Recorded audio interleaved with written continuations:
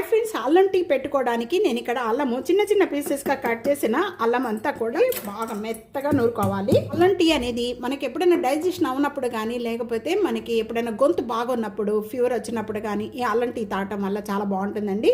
Cup అనేది water add చేస్తున్నాను. Water అనేది బాగా బాయిల్ అవ్వాలండి.